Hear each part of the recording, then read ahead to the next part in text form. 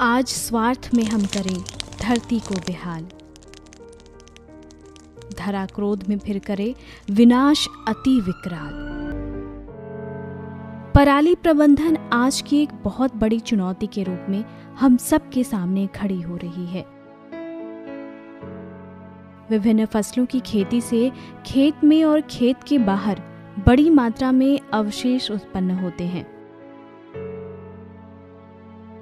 एक अनुमान के तहत सालाना लगभग 500 मीट्रिक टन फसल अवशेष का उत्पादन होता है। विगत कुछ वर्षों से उत्तर भारत के किसानों में फसल उत्पादन के उपरांत अवशेषों को खेतों में ही जला देने की प्रवृत्ति देखी जा रही है, जो कि न सिर्फ हमारे स्वास्थ्य के नजरिए से जानलेवा है, बल्कि खेतों के स्वास्थ्य के लिए भी भारी नुकसानदायक है। यह सवाल ये भी उठता है कि पहले खेती ज्यादा थी तो पराली भी ज्यादा मात्रा में होती थी, तो उस समय यह समस्या क्यों नहीं थी?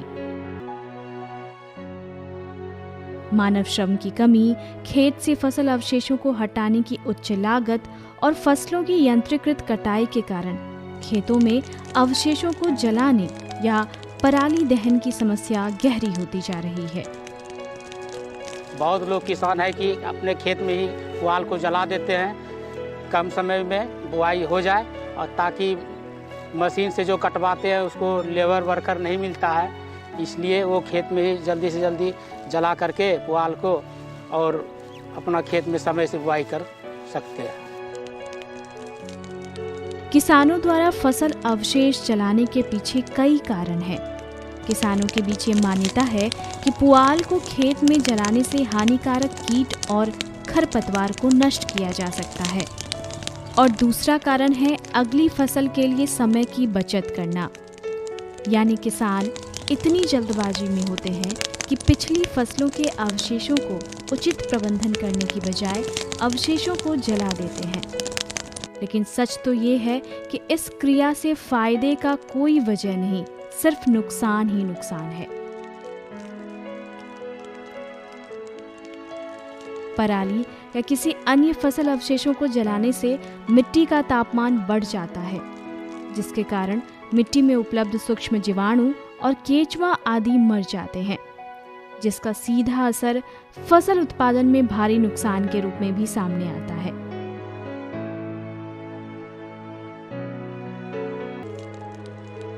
एक शोध के अनुसार 1 टन पराली जलाने से 3 kilogram particulate matter, 60 kilogram carbon monoxide, 1460 kilogram dioxide, 199 kilogram राख, 2 किलोग्राम सल्फर डाइऑक्साइड निकलता है, जिसका सीधा असर हमारे स्वास्थ्य पर पड़ता है। ये प्रदूषण आसपास के वातावरण में फैल जाते हैं और स्मॉग की मोटी परत बनाकर वायु की गुणवत्ता और लोगों के स्वास्थ्य को प्रभावित करते हैं, जिससे सांस लेने में दिक्कत, नाक में तकलीफ, आंखों में जलन और गले की समस्या होती है। लेकिन क्या आप जानते हैं कि जिसे आप निर्ममता से जला देते हैं, वही पुआल आपकी खेती में कितना काम आता है? इसी पराली को जलाने की बजाय अगर खेत में मिला देते हैं तो यह आपके खेत के लिए वरदान साबित होगा। इसको इस तरीके से समझा जा सकता है। 1 टन पराली मिट्टी में मिलाने से नाइट्रोजन 20 से 30 किलोग्राम, पोटाश 60 से 100 किलोग्राम, सल्फर 5 से 7 किलोग्राम और ऑर्गेनिक कार्बन 600 किलोग्राम प्राप्त होगा, जिसका सीधा असर आपके फसल उत्पादन और खेती में होने वाले लागत पर दिखेगा। यह सत्य है कि जलवायु परिवर्तन के कारण कटाई मौसम की अवधि में कमी आई है, जिसने किसानों को खरीफ एवं रबी फसलों के बीच अपने खेतों को तेजी से पुनः तैयार करने के लिए विवश कर दिया है, और किसान इसके लिए पराली दहन को सबसे तेज और सरल तरीका पाते हैं। लेकिन परिवर्तन के साथ हमें भी बदलना चाहिए। परिवर्तन के बाद बदलने वाले सिर्फ जीवित रहते हैं, और परिवर्तन के साथ बदलने वाले ही सफल होते हैं।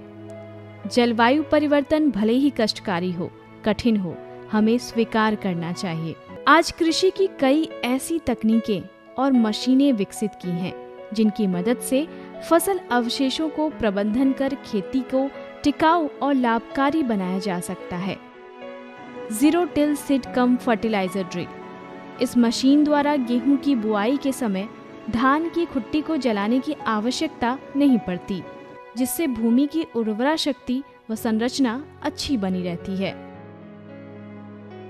Happy seeder.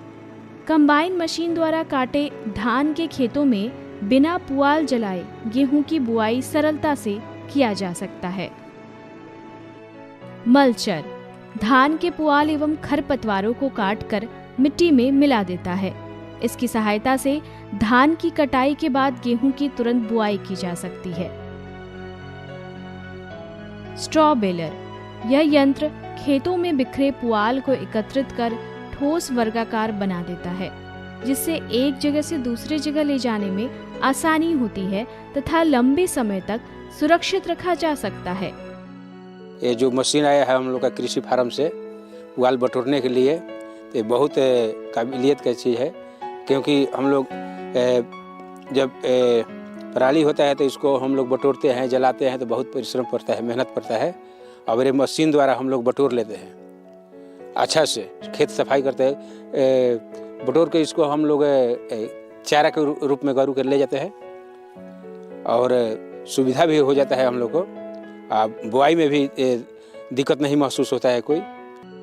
रीपर कम बाइंडर। यह धान एवं गेहूं की कटाई का आधुनिक यंत्र है।